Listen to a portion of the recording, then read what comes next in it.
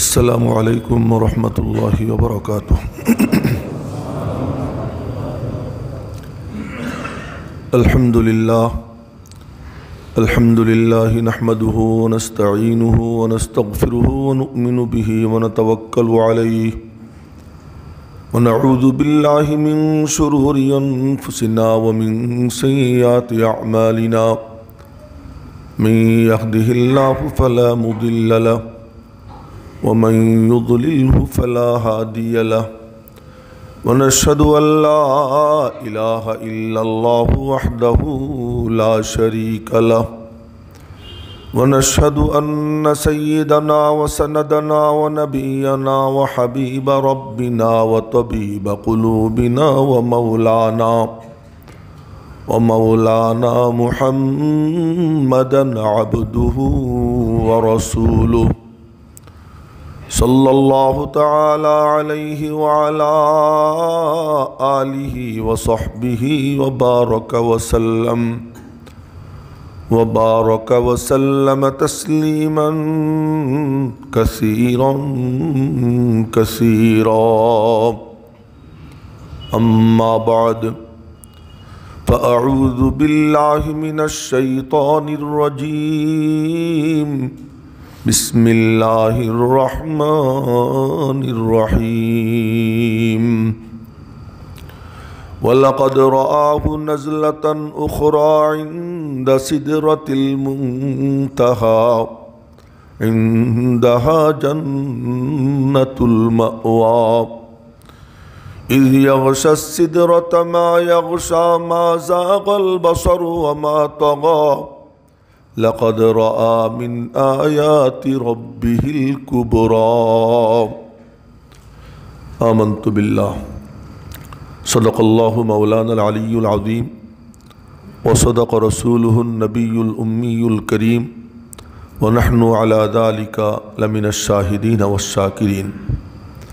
मुहतरम हाज़िरीन, माह शाबान शुरू হয়ে গেছে।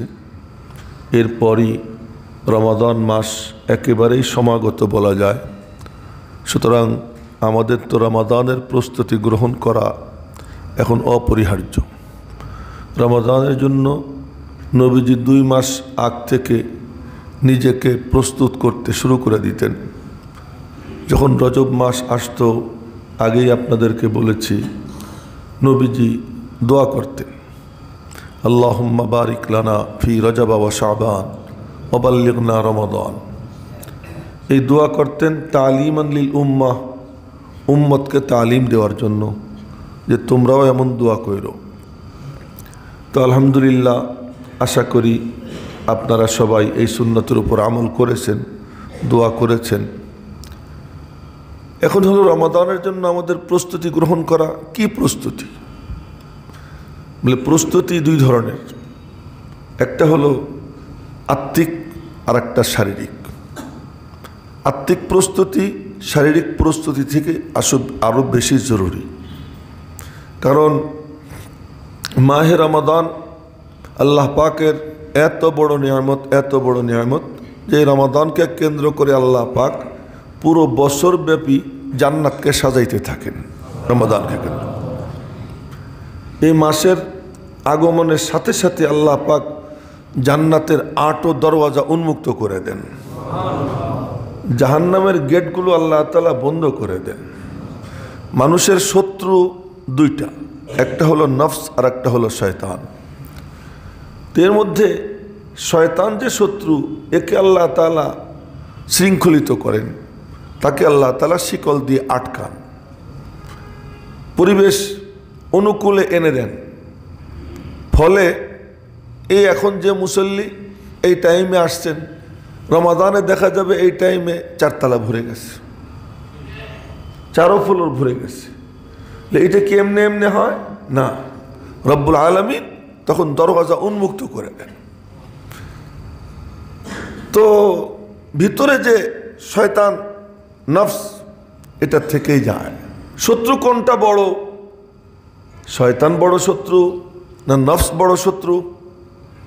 প্রশ্ন দেখা দেয়। তো শয়তান শত্রু, কোনো সন্দেহ নেই। আল্লাহ পাক কোরআনে কারীমে জায়গায় জায়গায় বলছেন যে তোমাদের সুস্পষ্ট ঘোষণা দেওয়া শত্রু, আমি আল্লাহ তাকে শত্রুতার লাইসেন্সও দিয়ে দিছি। আল্লাহ পাক তাকে লাইসেন্স দিয়ে দিছে, সে আমাদের শত্রু। কিন্তু শয়তান শয়তান হলো কেমনে? শয়তান কেমনে শয়তান হলো? বলে শয়তানকে যেই শত্রু শয়তান বানাইছে ওই শত্রু তো আমার কাছে আছে। তো শয়তান যত বড় শত্রু, তার থেকেও বড় শত্রু প্রত্যেকটা মানুষের ভিতরে অবস্থান করে, তার নাম হলো নফস। এই নফস শয়তান থেকেও বড় শত্রু। শয়তান কেমনে ধ্বংস হইল ইতিহাস আমরা সবাই জানি। শয়তান শুধু বলছিল কি, আনা, আমি।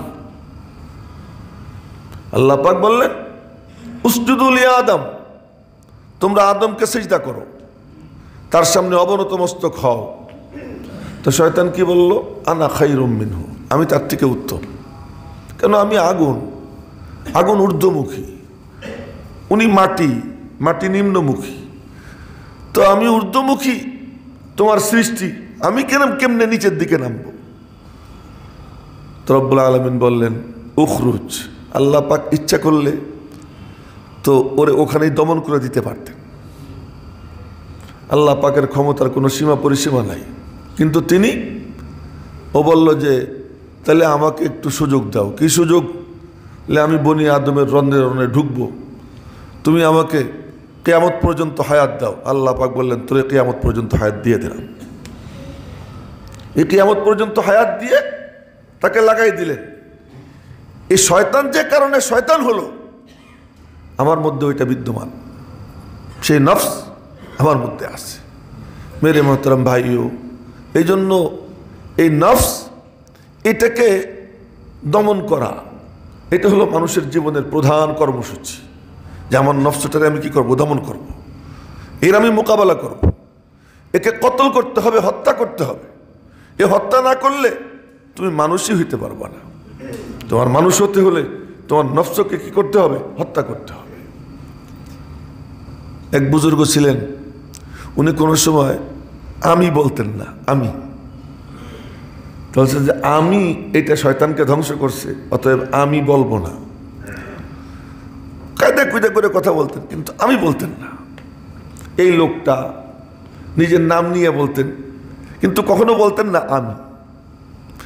একজন একবার পিছনে লাগছে যে ওনার মুখ দিয়ে আমি বের করব। তো একদিন হঠাৎ করে নামাজের টাইম কাছাকাছি, হুজুর বড় বুজুর্গ মানুষ, নামাজের প্রস্তুতি নিতেছেন। এমন সময় গিয়ে বলতেছে, হুজুর শয়তানরে ধ্বংস করছে কোন জিনিসে? তো যদি বলেন যে আমি, তাহলে মুখ দিয়ে আমি বের হয়ে যায়। ওনার জীবনের ব্রত যে আমি কখনো আমি বলবো না। তো উনি বুঝে ফেলছেন ওর প্রশ্নের মাকসাদ কি, উদ্দেশ্য কি। উনি বললেন যে এখন রাখো, নামাজের পরে জবাব দেব। না, নামাজ হয়েছে, নামাজের শেষে বললেন ওই যে প্রশ্ন করছিল কে, তো ওই লোক বলে আমি। তো আল্লাহর ওলি বললেন এইটাই শয়তানকে ধ্বংস করছে। তবুও মুখ দিয়ে কি বললেন না? আমি বললেন না, আমি বললেন না। আনা, আনানিয়ত, এই নফস, এটা আমার আপনার মধ্যে বিদ্যমান। এই নফসকে ধ্বংস করার জন্য আল্লাহ পাক রব্বুল আলামিন রমজানের সিয়াম সাধনা দান করেছেন। এই সিয়াম সাধনা যে করবে, এই নফসের উপরে কি পড়ে? আঘাত পড়ে। নফস দুর্বল হয়ে যায়। নফস কয় জিনিসে মরে, পরে আলোচনা করব ইনশাআল্লাহ। 3 জিনিসে নফস মারা যায়। আজকে শুধু আপনাদের সামনে শিরোনাম দিয়ে রাখতেছি। 3 জিনিসের দ্বারা নফসকে হত্যা করা যায়। নফসে নতুয়া কুস্তে ইল্লা বাসে চিজ, নফসকে হত্যা করা যায় না কিন্তু 3 জিনিসের দ্বারা। একটা হলো কি? দীর্ঘ নীরবতা, চুপ থাকা, জবান দিয়ে অনর্থক কথা না বলা, প্রয়োজনের বাইরে কোনো কথা জবান দিয়ে উচ্চারণ না করা। আমার নবীজি বলেন মান সমাতা নাজা, যে চুপ থাকলো সে নাজাত পেয়ে গেল। মান সমাতা নাজা, যে চুপ থাকে সে নাজাত পেয়ে যায়। সকালবেলা যখন ঘুম থেকে মানুষ জাগে, সমস্ত অঙ্গ প্রত্যঙ্গ জুবানকে বলে তোর কাছে আল্লাহর হস্তে মাপ চাই, তুই আমাদেরকে ধ্বংস করিস না, তোর কারণে আমরা অনেক ভোগান্তির শিকার হই, দয়া করে তুই তোকে নিয়ন্ত্রণ কর। সমস্ত অঙ্গ প্রত্যঙ্গ, হাদিসে আসছে নবীজি বলেন তুকাফিরুল লিসান, যে জুবানের সাথে তারা বিদ্রোহ ঘোষণা করে যে আমরা তোর সাথে নাই, তোর কারণে অনেক অঘটনের বিবাদ করে কি দিয়া? জুবান দিয়া। মিথ্যা বলে কি দিয়া? জুবান দিয়া। কাউকে কটু কথা বলে কি দিয়া? জুবান দিয়া। তো দুনিয়ার যত এই যে দুনিয়ার সুন্দর পরিবেশ, এই পরিবেশকে ধ্বংস করে কি দিয়া? জুবান দিয়া। একটা কথার দ্বারা পুরা দুনিয়ায় আগুন জ্বলে যায়, আবার এই জুবানের এক কথায় পুরা দুনিয়ায় শান্তির সুবাতাস বয়ে যায়। জুবান এক নম্বর, জুবান। আর একটা হলো যে কম ঘুমানো, সুবহানাল্লাহ সুবহানাল্লাহ, কম ঘুমানো, তার কম খাওয়া, কম খাওয়া, কম ঘুমানো, কথা কম বলা, এই তিন জিনিস যার মধ্যে এসে যায় তার নফস দুর্বল হয়ে যায়। আর রমজান মাসে এই তিনোটা আছে। নবীজি তালিম দিচ্ছেন, এ কেউ যদি তোমার সাথে ঝগড়া করতে আসে তুমি বললে দিও, বাবা ইন্নি সাইম, আমি রোজা, আমি ঝগড়া করতে পারবো না, জুবান চালাইতে পারবো না। আর রমজান মাস আসলে ঘুমকে নিয়ন্ত্রণ করতেই হবে। হ্যাঁ, ঘুম নিয়ন্ত্রণ করতে হবে। ঘুমের মধ্যে আইয়াসি, এর মধ্যে আপনার কি বলে গা ছাড়া ভাব, বেশি ঘুমানো। আর যখন খাওয়ার পরে তার যে এই সমঝ বুঝ, আকল, রুহ, এটা দুর্বল হয়, শরীরটা শক্তিশালী হয়। যত বেশি খায় তত তাজা মোটা হয়, তার নফস শক্তিশালী হয়ে যায়, আর রুহ কি হয়ে যায়? দুর্বল হয়ে যায়। আর যখন খাওয়া কম হয় তখন রুহ তার শক্তিশালী হয়। ব্যাখ্যা বিশ্লেষণ পরে করব, রমজান কাছাকাছি আসুক তখন বলবো। আজকে বলার মাকসাদ শুধু এতটুকু যে আমরা রমজানের প্রস্তুতি গ্রহণ করতে শুরু করি। রমজানের জন্য কি প্রস্তুতি নিব? রমজান পাক মাহিনা, আল্লাহ পাক রব্বুল আলামিন পাক, জান্নাত পাক, তুমি তোমাকে পবিত্র করো। সেই পবিত্র কি? আমি জানি আমি কোন গুনার মধ্যে লিপ্ত আছি, আমি জানি আমি কোন নাফরমানির মধ্যে ব্যস্ত আছি। আমি ছাড়া আর কেউ জানে না, একমাত্র আল্লাহ জানে। আমি জানি, আমার আল্লাহ জানে। আমার দুই কাঁধের ফেরেশতাও আমার সব কিছু জানে না। আমার মনের মধ্যে যে কল্পনা কি আমি করতেছি, এটা কি ফেরেশতারা জানে? এটা একমাত্র কে জানে? আল্লাহ। এজন্য এমন অনেক নেকি আছে, অনেক গুনাহ আছে, আল্লাহ জানেন আর কেউ জানে না। কিয়ামতের দিন ফেরেশতারা দেখবে, আমলনামা পেশ করবে, এটা জাহান্নামী, এরকম তারা ভাবতে থাকবে। আল্লাহ পাক বলবেন তুই আমার কাছে আয়। কাছে যাবে, রব্বুল আলামিন বলবেন তুই টেনশন করিস না, তোর নেকি একটা আমার কাছে আছে। এটা কেউ জানে না। এই সেই নেকি, অমুক দিন অমুকখানে, এরকম মনে মনে তুই কল্পনা করছিলি এই কাজটা করতে পারিসনি, কিন্তু তুই যে ওই নেক নিয়ত করছিলি, আমি আল্লাহ এটাকে লিখে রাখছি, নিয়ে যা, এটা নিয়ে নেক আমলের পাল্লা রেখে দে। তো অনেক কিছু আছে একমাত্র কে জানে? আল্লাহ জানে। তো আবার অনেক নাফরমানি, মনের মধ্যে ওইরকম কল্পনা, আমি এটা করব, চূড়ান্ত সিদ্ধান্ত নিছে কিন্তু করতে পারে না। অনেক নাফরমানি আছে এমনি কল্পনা করে, কিন্তু করব এরকম কোনো চূড়ান্ত সিদ্ধান্ত নেয় না। কেউ কেউ চূড়ান্ত সিদ্ধান্ত নিয়ে ফেলায়, সর্বাত্মক চেষ্টা করে, করতে পারে না, সেটা ভিন্ন কথা। তার নামে গুনাহ লেখা হয়, তার নামে গুনাহ লেখা হয়। নবীজি বলেন যে ইদাল তাকাল মুসলিমানে বিসাইফাইহিমা ফাল কাতিলু ওয়াল মাকতুলু ফিন্নার, যখন দুই মুসলিম পরস্পরে মারামারি করে তখন হত্যাকারী নিহত উভয়েই জাহান্নামে যাবে। হাদিস। সাহাবা একরাম প্রশ্ন করলেন, ইয়া রাসূলুল্লাহ হাদাল কাতিল, এজন্য হত্যাকারী বুঝলাম, এ অপরাধী, ফামা বালুল মাকতুল, নিহত ব্যক্তির কি অপরাধ? নবীজি বললেন ইন্নাহু কানা হারিসান আলা কতলি সাহিবি, যে ওকে হত্যার জন্য লালায়িত ছিল, পারে নাই, সেটা ভিন্ন কথা, কিন্তু সে হত্যার প্রবল কি করেছে, চেষ্টা করেছে। এর থেকে বোঝা যায় যে যদি কেউ কোনো অন্যায় করার চূড়ান্ত সিদ্ধান্ত নেয়, তার অন্যায় হয়ে যায়। ওই চূড়ান্ত সিদ্ধান্ত যে সে মনে মনে নিছে, একমাত্র কে জানেন? ইয়ালামু খাইনাতাল আয়ুন ওয়া মা তুখফিস সুদূর। চোখের খিয়ানত, হাজারো মানুষের মধ্যে আমি বসা, আমি সবাই আপনাদের দিকে তাকাইয়ে রইছি, এখানে বইসাই ওখান দিয়া কেউ যাইতেছে, কোনো একটা নারী যাইতেছে ওখান দিয়া, হঠাৎ করে চোখের কোনা দিয়ে আমি তাকাইলাম, কিন্তু আমার চোখ কিন্তু আপনাদের দিকেই রইছে। ফেরেশতারাও দেখে না, ফেরেশতারাও বোঝে না, আপনারাও কেউ বুঝেন নাই। আমি নূরানি বয়ান করতেছি, আমি তো কত বড় বুজুর্গ সেই যে এখানে বসে আছি, কিন্তু আমার চোখটা যে ওই দিকে গেছে। রব্বুল আলামিন বলেন, আর কেউ জানুক আর না জানুক, আমি আল্লাহ কিন্তু দেখে ফেলাইছি। ইয়ালামু খাইনাতাল আয়ুন ওয়া মা তুখফিস সুদূর। তোমার মনের মধ্যে কি জজবা আমি আল্লাহ জানি। এখন আমি বয়ান করতেছি, এই বয়ানের দ্বারা আমার মাকসাদ কি?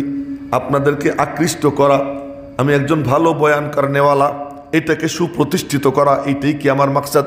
নাকি আল্লাহ পাক যেন আমাকে আপনাকে উভয়কে সকলকে আল্লাহ পাক হেদায়েতের পথের প্রতীক বানাইয়া দেয়, রব্বুল আলামিনের কাছাকাছি নিয়ে যায়? আমার মাকসাদ কোনটা? রব্বুল আলামিন বলেন, ইয়ালামু খাইনাতাল আয়ুন ওয়া মা তুখফিস সুদূর। মনের মধ্যে যা জল্পনা কল্পনা, জজবাটা কি আমি আল্লাহ জানি। আফালা ইয়ালামু ইযা বুসিরা মা ফিল কুবুর ওয়া হুসিলা মা ফিস সুদূর। তোমার মনের মধ্যে যে জজবা, ওই জজবা আমি আল্লাহ টাইনা খিচা বের করব। ওয়া হুসিলা মা ফিস সুদূর, মনের জজবা কি?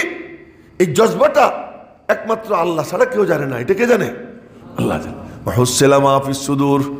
এক হাদিসে আসছে, মান তাআল্লামা সরফাল কালাম।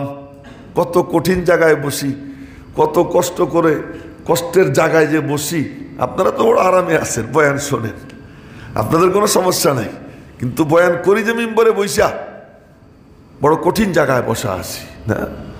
যে হাদিসে পাক নবীজি ইরশাদ ফরমান, মান তাআল্লামা সরফাল কালাম, যে কথারে কায়দা করে ঘুরাইয়ে ফিরাইয়ে বলাটা শেখে। কি জন্য? লিয়াসবিয়া বিহি কুলুবার রিজাল, এর দ্বারা মানুষের সে দিল আকৃষ্ট করবে। নবীজি বলেন, ফালিয়াতাবাওয়া মাকআদাহু মিনান নার, ও যেন জাহান্নামে তার ঠিকানা বানায় নেয়। কি কঠিন অবস্থায় আছি। তো বলতেছিলাম যে এই যে ভিতরের এটা কে জানে? আল্লাহ জানে। আমার ভিতরের কি গুনাহ, আমার বাহিরের কি গুনাহ, আমার উপরের কি গুনাহ, আমার ভিতরের কি গুনাহ, আমার জল্পনা কল্পনায় কি গুনাহ, এটা একমাত্র আমি জানি, আর কেউ জানে না। মাহে রমাদান আসতেছে, তুমি তোমাকে প্রস্তুত করো। কেমনে প্রস্তুত করবা? তওবা করো, রব্বুল আলামিনের কাছে ফিরে আসো। আল্লাহ পাক ডাকতেছেন, তোমার জন্য গেটগুলো উন্মুক্ত করেছেন। আমার আল্লাহ কেমন! সুবহানাল্লাহ, সুবহানাল্লাহ। আমার আল্লাহ কেমন যে আল্লাহ পাক রহমতকে 100 ভাগে ভাগ করেছেন। 100 ভাগে ভাগ করে 99 ভাগ আল্লাহ পাক তার নিজের কাছে রাখছেন। 1 ভাগ সারা দুনিয়ার সমস্ত মখলুকের মধ্যে আল্লাহ পাক ভাগ করে দিয়েছেন। 1 ভাগ সমস্ত মখলুকের মধ্যে।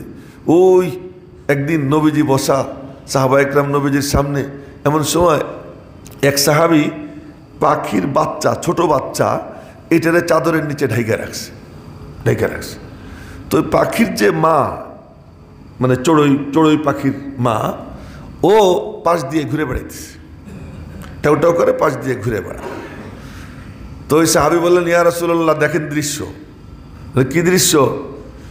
এই যে আমি ছোট্ট বাচ্চা, পাখির বাচ্চা পাইছি, এটারে আমি রাখছি, মনে মনে ভাবলাম এটারে পাইলে পুলে বড় করব, কিন্তু ওর মা ওর পাশ দিয়ে ঘুরে বেড়াইতেছে। যারে দৌড়ে ধরা যায় না, সে এসে ধরা দিয়ে দিছে। তার ভাবটা হলো এই যে আমারে মারো, তবু আমি আমার বাচ্চার থেকে আলাদা হব না। নবীজি বললেন যে এই পাখির মা, এই বাচ্চার মার ওর প্রতি যতটা দয়া, আল্লাহ পাক রব্বুল আলামিনের দয়া এক একটা বান্দার উপর এর থেকে অনেক বেশি, অনেক বেশি, অনেক বেশি। আর ওই যে তার দয়াটা, এই দয়াটা রহমানের রহমতের 99 ভাগের 1 ভাগের কত হাজার লাখো কোটি ভাগের একটু সামান্য পাইছে। আল্লাহ পাক একদিন আর এক যুদ্ধের মধ্যে হয়েছে কি যে এক মহিলার ছোট বাচ্চা মুজাহিদ মানে সাহাবা একরামের নিয়ন্ত্রণে চলে আসছে, তো বন্দী হয়ে গেছে, কোনো বান্দির কোলে ছিল, তো বান্দি গ্রেপ্তার হয়েছে, বান্দির কোলে বাচ্চা, বাচ্চা সহ গ্রেপ্তার হয়েছে। ওই বাচ্চার যে মা, সে পাগলির মতো দৌড়াইতেছে, দৌড়াদৌড়ি করতেছে, আর যার ছোট বাচ্চা পায় তারই বুকের সাথে নিয়ে চুমু খাইতেছে, আদর করতেছে। এই দৃশ্য সাহাবা একরাম বললেন, ইয়া রাসূলুল্লাহ, এই দেখেন এই মেয়েটার অবস্থা, ওর বাচ্চাটা হয়তো আমাদের এখানে চলে আসছে, আর ও কি করতেছে। নবীজি তখন ইরশাদ করলেন, লাল্লাহু আরহামু বিইবাদিহি মিনাল উম্মি বিওয়ালাদিহা। মার তার বাচ্চার প্রতি যতটা মায়া, আল্লাহ পাক রব্বুল আলামিনের তার বান্দার প্রতি এর থেকে বেশি মায়া। যখন যে দৃষ্টান্ত এসে গেছে, সুযোগ পাইছেন, ওখানেই আল্লাহ পাকের শানে রহমত নবীজি দেখাইছেন। মেরে মোহতারাম ভাইও, সেই শানে রহমতের ফলে বান্দারা গুনাহ করে, আর আল্লাহ ওই গুনাহগারদেরকে ডাকেন, রাগ করে বলার কথা, দূর হয়ে যা, আর আসিস না আমার এখানে। কিন্তু ওই শানে রহমতের চাহিদায় রব্বুল আলামিন ডাকেন, ইয়া আইয়ুহাল ইনসান মা গররাকা বিরব্বিকাল কারীম। তোর রব্বে করিম থেকে তোর ব্যাপারে, তোর রব্বে করিমের ব্যাপারে তোরে কে ধোকায় ফেললো রে, কি করিস তুই, কোথায় যাস? আর আয়াতে আল্লাহ পাক বলেন, ফাইনা তাযহাবুন, আমি তো তোর সিজদার অপেক্ষায় আছি, তুই যাস কোথায়? মসজিদে আযান দে, আল্লাহু আকবার, আল্লাহু আকবার, আযানের ধ্বনি বাজে, আর ওই সময় সে নামাজের দিকে না এসে অন্য কোনো দিকে যায়। রব্বুল আলামিন তাকে ডাক দেয়, ফাইনা তাযহাবুন, কোথায় চললি? আমি তো তোর ইন্তজারে আছি, তোর অপেক্ষায় আছি, কোথায় চললি? ও আর একদিকে হাঁটা দেয়, ওরে আল্লাহ ডাকে। এরপরে আবার যাইতে যাইতে যাইতে যাইতে মনে মনে বলে, না, আমার কপালে আর মাওলার কাছে যাওয়া নাই, এত গুনাহ করছি, মাপ কেমনে পাবো? মালিক তখন ডাক দিতেছেন, ইয়া ইবাদি, ও আমার বান্দারা, ও আমার বান্দারা। কোন বান্দারা? আল্লাযীনা আসরাফু আলা আনফুসিহিম, যারা তোরা সীমা লঙ্ঘন করেছিস, আমি বারবার ডাকছি, আমার বারবার ডাকেও সাড়া না দিয়ে আমার থেকে দূরে সরে গেছিস, আমি আল্লাহ আবার তোরে ডাক দিতেছি, ইয়া ইবাদি, ও আমার বান্দা, লা তাকনাতু মির রাহমাতিল্লাহ, লা তাকনাতু মির রাহমাতিল্লাহ, তোরা তোদের রব্বের, তোদের আল্লাহর রহমত থেকে নৈরাশ হইস না। আমি আল্লাহ এখনো রহমতের দরওয়াজা উন্মুক্ত করে বসে আছি, আয় তুই আমার কাছে ফিরে আয়। বাজা বাজা হারাচে হাস্তি বাজা, ফিরে আয়, ফিরে আয়, তুই যেই হোস না কেন ফিরে আয়। গার কাফের ও গিব্রবোধ পরস্তি, তুই কাফের তো ফিরে আয়, মূর্তি পূজক, অগ্নি পূজক, ফিরে আয়, তুই না ফরমান গুনাহগার বান্দা, ফিরে আয়। কে ই দরগাহে মা দরগাহে না উমিদিনিস, আমার এই দরবার থেকে কেউ নৈরাশ হয়ে যায় না, আমি কাউকে ভর্ৎসনা করি না। পিতার সাথে না ফরমানি করে সন্তান বাইরে বাইরে ঘোরে, অনেক দিন পরে ফিরে আসার পর শ্বশুরবাড়িতে লম্বা টাইম ছিল, বাপের থেকে দূরে সইরা লম্বা সময় থাকার পর দেখে না শ্বশুরের ব্যবহারের মধ্যে বাপের মমতা পাওয়া যায় না, শাশুড়ির আচরণে মায়ের মমতা পাওয়া যায় না। এরপরে সন্তান ফিরে বাপ্পার কাছে যখন আসে, বাপ মা বুকে তো নেয়, কিন্তু দুই একবার বলে, এবার বুঝছো তো, এবার বুঝছো তো বাপ আর শ্বশুরের মধ্যে পার্থক্য কি, ব্যবধান কি বুঝছো তো, মা এবং শাশুড়ির মধ্যে ব্যবধান কি বুঝছো তো? একটু আটটু ভর্ৎসনা করে। রব্বুল আলামিন বলেন, আমি অপেক্ষায় থাকি তোর আসার, আসলে আমি কোনো ভর্ৎসনাও দিব না, আমি আল্লাহ তোর সারা জিন্দেগির গুনাহ মাফ করে দিব, ফিরে আয়। বাজা বাজা হারাচে হাস্তি বাজা, কেমন কেমন আল্লাহ, সুবহানাল্লাহ, কেমন আল্লাহ, মানে রহমতের তার কোনো সীমা পরিসীমা নেই, দয়ার কোনো সীমা পরিসীমা নেই। কামারে কে জিজ্ঞেস করবে, তুই ফিরে আয় আমার কাছে। না, শুনেছিলাম আপনাদেরকে এক আজীব ঘটনা, যে একটা ইয়াং ছেলে যুবকরাও কান খুলে শুনো, একটা ইয়াং 17-18 বছর বয়স হবে হযরত হাসান বসরি রহমতুল্লাহ আলাইহির জামানায়। হ্যাঁ, আল্লাহ কেমন! বাপের অঢেল সম্পদ, বাপ মারা গেছে, অপরিপক্ক ছেলে, হাতে সম্পদ পাইলেই যা হয় বন্ধু বান্ধবের সঙ্গে মিলা আড্ডাবাজিতে গিয়ে মদ জুয়া আর মানে ফিল্ডিং মারা ইত্যাদি ইত্যাদি, হেন কোনো অন্যায় নাই যা সে করা শুরু করছে। পকেটে রমরমা টাকা পয়সা, পকেট ভরা টাকা, বন্ধুরও কোনো অভাব নাই, কিন্তু টাকা শেষ হয়ে গেলে তখন কিন্তু আর বন্ধু থাকে না। তো টাকা পয়সা পকেট ভরা, বন্ধু বান্ধব নিয়ে আড্ডা দেয়। মা খুব নেককার, তো মা হাসান বসরি রহমতুল্লাহ আলাইহির দরবারে যাইত। তো ওখানে ওনার বয়ান টয়ান শুনতেন। পর্দার এই পাশ থেকে একদিন বলতেছেন, হজরত আমার ছেলেটা তো বিপদগামী হয়ে গেছে, ও কিছুই মানে না। উনি বললেন, ওরে আমার কাছে নিয়ে আসো। তো নিয়ে গেছে, অনেক বুঝে সুঝে নিয়ে গেছে। তো সামনে যখন যায়, হুজুরের চেহারা দেখিয়া কতক্ষণ ভালো লাগে, বসে থাকে। হুজুর যা কিছু বলেন শোনে, কিন্তু আইসে আবার যা। একদিন 2 দিন বারবার মা নিয়ে গেছে। অবশেষে মা দেখেন না ও কিছুই শোনে না, ওরে আর নিয়ে যায় না। এদিকে অর্থ সম্পদ সব শেষ, মারাত্মক অসুস্থ, বিছানার সঙ্গে লেগে গেছে। যখন বিছানার সঙ্গে লেগে গেছে, সমস্ত শক্তি নিঃশেষ, তার অর্থ শেষ, শারীরিক সামর্থ্য শেষ, বন্ধু বান্ধব সব শেষ, সব কিছু নিঃশেষ হয়ে যাওয়ার পরে অসহায়ের মতো ঘরে পড়ে গেছে। মা তার ছেলে সেবা করে। একদিন বলতেছে, মা আমি তো এখন আর আমার কোনো সামর্থ্য নাই, মনে চাইতেছে তওবা করব, হযরত হাসান বসরির কাছে যাব, কিন্তু যাব যে হাইটে সেই সামর্থ্য তো আমার নাই রে মা। তো তুমি এক কাম করো, হজরতকে গিয়ে বলো যে উনি যেন আইসে আমার একটু তওবা করে যায়, এই বলছে।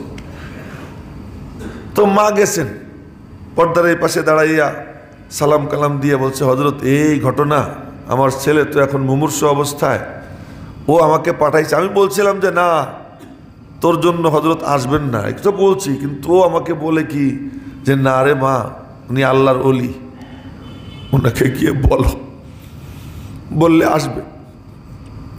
যে বলবা যে তোমার ছেলে তওবা করতে চায়, তো উনি আসবেন, উনি বড় আল্লাহর ওলি।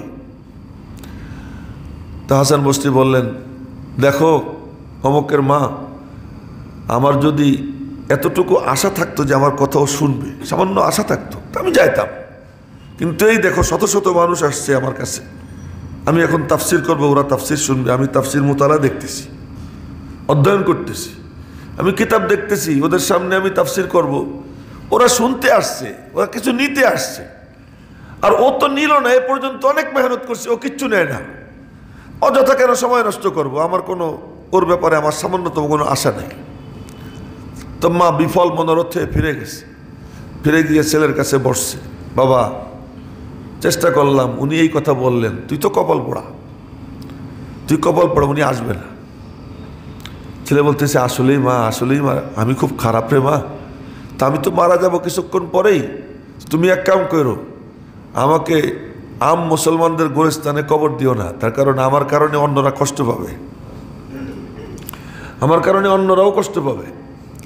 আর এক কাম করো মা, তুমি আমারে ঘরেই দাফন করে দিও, বাইরে কোথাও নিও না, এখানে একটু মাটি খুঁজছে, এখানে আমারে গাড়ি রেখো, আর মারা যাওয়ার পরে আমার কাপড় দিয়ে আমার গলায় পেঁচাইয়া আমার টাইনে মানে করবা, শেষ ছাড়াইয়া টাইনে নিয়ে বেড়াবা কতক্ষণ, কুকুর মারা গেলে যেমন কুকুরের ঠ্যাং ধরে টাইনে নিয়ে বেড়ায়, আমার গলায় গামছা পেঁচে আমার এরকম টানবা মা। এই 3টে কথা মারে বলছে, ওসিয়ত করছে। ওসিয়ত করার পরে মা দেখলো ও ঠোঁট নড়ে, কি যেন বলতে বলতে শেষ নিঃশ্বাস ত্যাগ করছে। মা চিন্তা করতেছে কি করব। এর মধ্যে দরওয়াজায় টুকা, কে? আমি হাসান বসরি।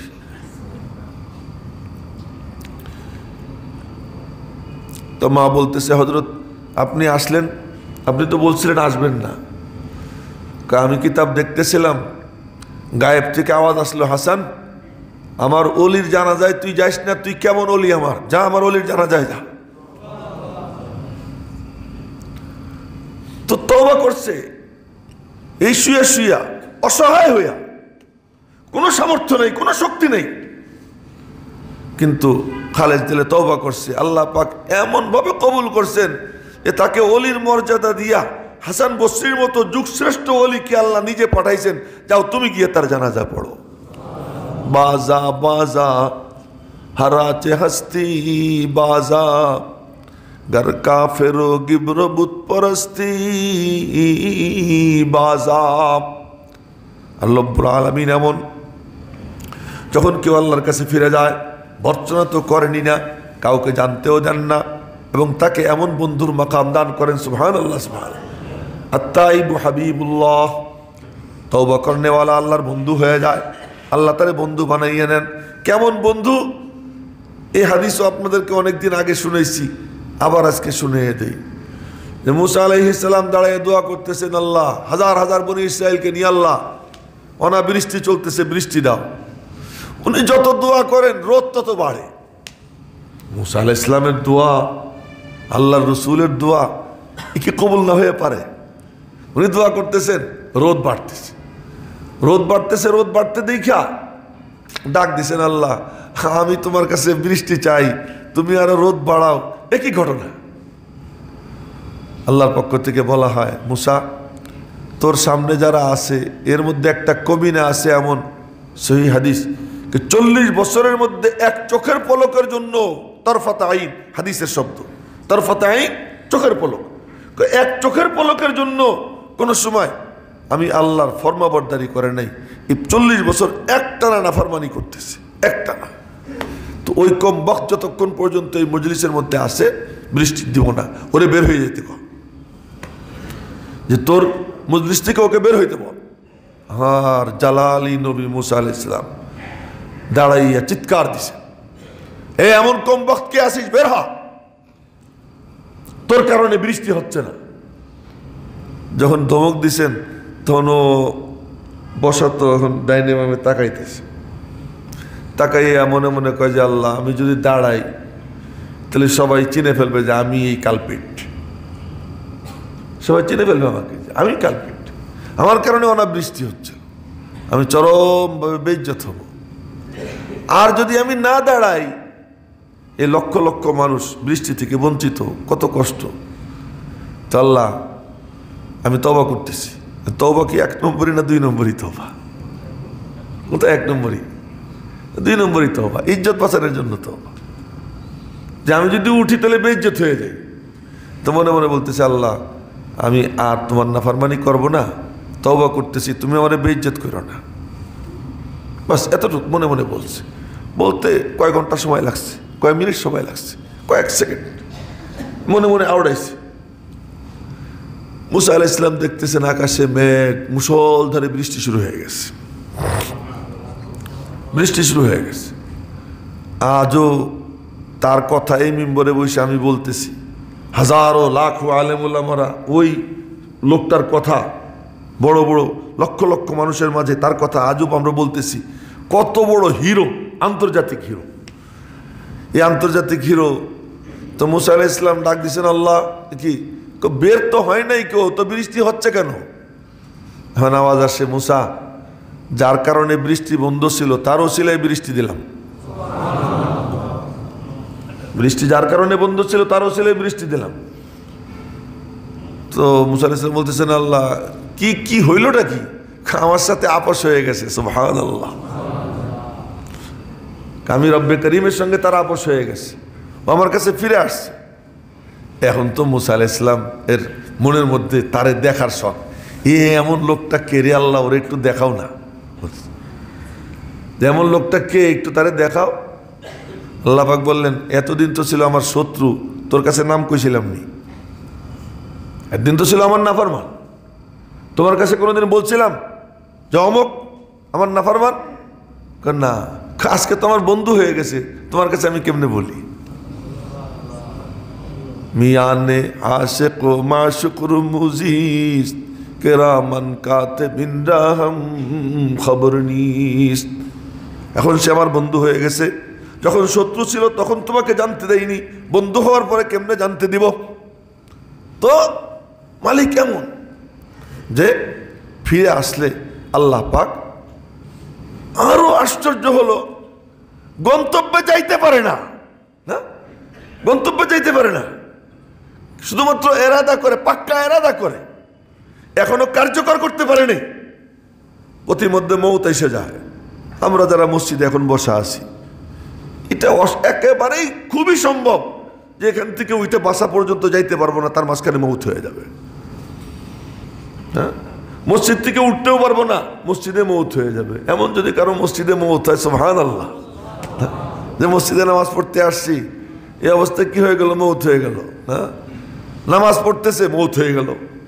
আমাদের এই মসজিদ কমিটির মানে ফাউন্ডার সহ সভাপতি ছিলেন মরহুম আবুল কালাম সাহেব, নামাজ পড়তেছেন, বেতের নামাজ, বেতের নামাজের সিজদায় গেছেন, আল্লাহ কবুল করে নিয়ে গেছে। আমাদের এই মসজিদের মানে ফাউন্ডার সভাপতি সহসভাপতি ছিলেন। তো এই যে আমরা এখানে বসা, মনে মনে বলি ঠিক আছে, ওই কালকেরটা সাইরে নেই, পরে তওবা করব, পরশু দিন একটা অ্যাসাইনমেন্ট আছে আমার, ওইটা কমপ্লিট করে নেই, তারপরে তওবা করব। আচ্ছা, রমজান তো দেরি আছে, শাবান মাস কেবল শুরু, রমজান আসুক, এই শেষ শুক্রবারে, এই শাবানের শেষ শুক্রবারে তওবা করব, এরকম মনে মনে অনেকের আসতে পারে। যে আমি যে মনে মনে বলতেছি আমি ওই পর্যন্ত যাব, তার কি নিশ্চয়তা? তোমর ইবনে আব্দুল আজিজ, এই শোনেন ভালো করে, কথা মনে পড়ে গেল তাই শুনেতেছি। তোমর ইবনে আব্দুল আজিজ রহমতুল্লাহ আলাইহি বড় বুজুর্গ, মাত্র 39 বছর বয়সে ইন্তেকাল হয়ে গেছে।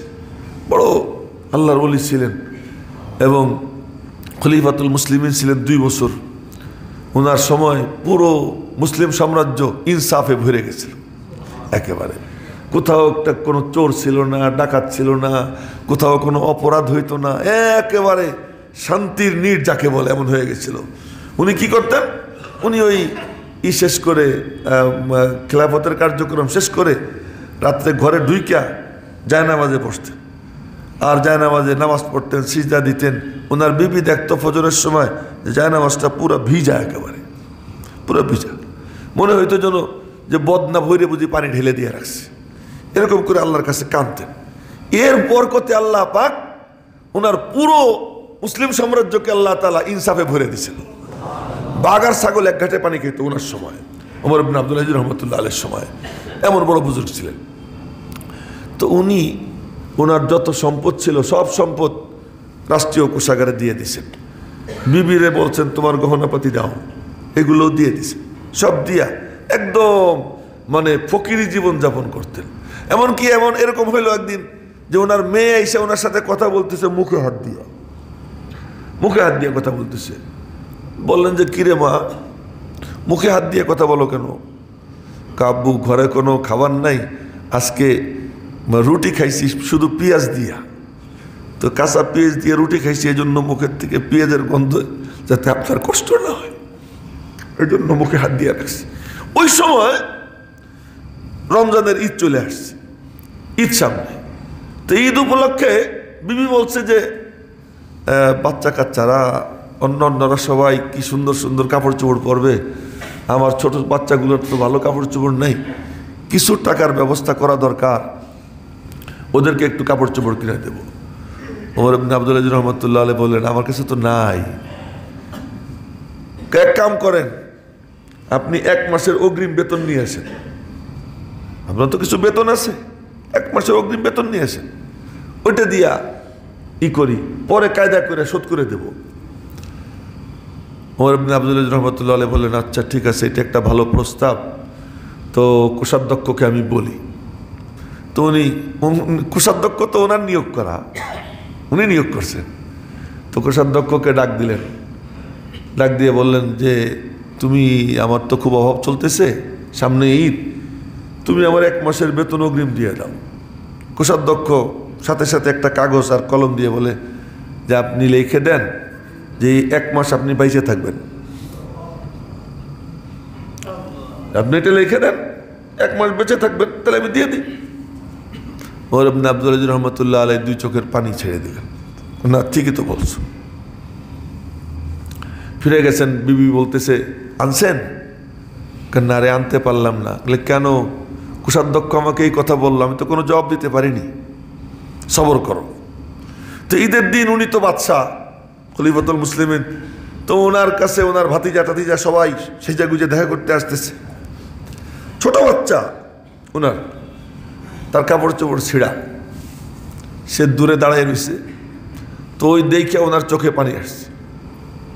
তো ওরা বের হয়ে যাওয়ার পরে বাচ্চা এসে বলতেছে যে আব্বু আপনার মন খারাপ কেন, মুখ কালা কেন, আপনি খুশি থাকেন, আমরা জান্নাতে গিয়ে পোশাক পরব, আমরা জান্নাতে গিয়ে পোশাক পরব। এই কথা শোনানো, এই ঘটনা পুরো শোনানো মাকসাদ ছিল না, শুধু এতটুকু যে ওমর ইবনে আব্দুল আজিজ রহমতুল্লাহ আলাইহিকে তার কোষাধ্যক্ষ বললেন তা আপনি লিখে দেন যে 1 মাস বেঁচে থাকবেন। তো আমরা কেউ বলতে পারি না যে আমি আগামীকাল বেঁচে থাকবো, আর 1 সপ্তাহ বেঁচে থাকবো, কেউ জানি না। কথাগুলো বলতেছি আল্লাহ যেন আমার দিলেও বসাই দেয়, যেন আমার দিলেও বসাই দেয়, আপনাদের দিলে আমার দিলে সবার দিলে যেন আল্লাহ তাআলা কথাগুলো বসাই দেয়। যে সুতরাং তওবা করব কবে? এখন, এই মুহূর্তে, এখনই তুমি সিদ্ধান্ত নাও। সিদ্ধান্ত যদি নাও আর যাত্রাপথে রাস্তায় তোমার ইন্তেকাল হয়, তুমি নিশ্চিত থাকো আল্লাহ পাকের রহমত আর গজব গুতাগুতি লাগবে। আল্লাহ পাকের রহমত আর গজবের কি হবে? গুতাগুতি হবে। আর সে আজিমের উপর লেখা আছে ইন্না রহমতি সাবাকাত গজবি, আমার রহমত আমার গজবের উপর বিজয়ী। ইন্না রহমতি সাবাকাত গজবি, আমার রহমত আমার গজবের উপর বিজয়ী। সহিহ হাদিস যে 100 খুন করে তারপরে গেছে, 99 খুন করে গেছে, হুজুর তওবা আসেনি আমার। হুজুর কয় 1 খুন করলে জাহান্নাম, আর 99টা খুন করে তুই জান্নাত চাইস, যা ভাগ। তো ওই হুজুরেও কতল করছে, কতল করে 100 পুরা করছে, বুখারী শরীফের হাদিস। 100 পুরা করছে, 100 পুরা করে এরপরে এক বড় আল্লাহর ওলির কাছে গেছে, হুজুর আমার কি তওবা আছে? আল্লাহর কাছে ফিরে যাবার চাই, কোনো সুযোগ আছে? বললেন এ কে সে যে তোর তওবার দরওয়াজা বন্ধ করে? তোর জন্য গেট খোলা, যা, কিন্তু ভালো জায়গায় যা, এই জনপদ ভালো না, ভালো জায়গায় চলে যা। কোথায় যাব? বাইতুল মুকাদ্দাসে চলে যা। আর দিছে কাঠটি একটা কাঁধে নিয়ে, প্রয়োজনীয় কিছু কাপড় চোপড় নিয়ে দৌড় দিছে। আর মনে মনে বলতেছে এই যে আমি তোমার কাছে আসতেছি, তুমি না আমারে ডাকতেছিলা, তোমার কাছে আসতেছি। রওনা দিছে। মাঝখানে যাওয়ার আগেই মওত এসে গেছে। যখন মওত এসে গেছে তো পড়ে গেছে, 2 কোণই মাটিতে ঠেকাইয়া একটা ধাক্কা দিয়া 1 বিঘা হাতের মতো যা পারছে আগে বাড়ছে, কিন্তু তখনও মাপে রয়ে গেছে ওই দিকে বেশি পথ, আর বাড়ির থেকে যে আসছে রাস্তা পার হয়েছে কম পথ। আর এসে গেছে 2 দল ফেরেশতা গুতাগুতি। আল্লাহ পাক বড় ফেরেশতা পাঠাইছেন, যাও গিয়ে ফয়সালা করে দাও। কি ফয়সালা করব? জমিন মাপো, মাইপে দেখো যেটা কম, যদি বাড়ির থেকে রাস্তার দূরত্ব বেশি পার হয়ে থাকে তাহলে জান্নাতে যাবে, আর যদি কম পার হয়ে থাকে তাহলে জাহান্নামে যাবে। পার হয়েছে কম, বাকি আছে বেশি, যায় সে জাহান্নামে। কিন্তু রব্বুল আলামিন যখন ফিতা ধরছে, সব প্রশাসন কার হাতে? জমিন কার হাতে? খাটো হওয়া লম্বা হওয়া এটা তো আল্লাহ পাকের ইচ্ছা, তাই না? তা আল্লাহ পাক জমিনকে ডাক দিলেন, এই জমিন তুই লম্বা হয়ে যা। আর জমিন লম্বা হয়ে গেছে। বাইতুল মুকাদ্দাসের দিকে জমিনকে বলছে, জমিন তুই খাটো হয়ে যা, ও চাইপে গেছে। এখন মাইপে দেখে যে বেশি পার হয়েছে, কম বাকি আছে। আসলে কিন্তু পার হয়েছিল কম, বাকি ছিল কি বেশি। বড় ফেরেশতা ফয়সালা দিয়ে দিলেন যে ওর রূহ জান্নাতের ফেরেশতারা কাঁধে করে নিয়ে যাও। রওনা হয় আর জান্নাতের গেটে যায়, সালাম সালাম সালাম সালাম, ক্বালু সালামান সালামা ইল্লা কিলান সালামান সালামা। এই সালাম সালাম পাইতে পাইতে সে চলে যায়। তো কি সিদ্ধান্ত নিতে হয়? শুনছি, এখনই সিদ্ধান্ত নিব। আমি মনে মনে এখানে হুজুর আমারে তওবা পড়াইয়া দেন। তওবা কোনো পড়ানোর জিনিস না, পড়ার জিনিস না, তওবা করার জিনিস। কোনো শব্দ মুখ দিয়ে আওড়ানো লাগে না, কেবলমাত্র মনে মনে দৃঢ় সিদ্ধান্ত। আল্লাহ পাক যেন আমারও তৌফিক দান করেন, আপনাদেরকেও তৌফিক দান করেন।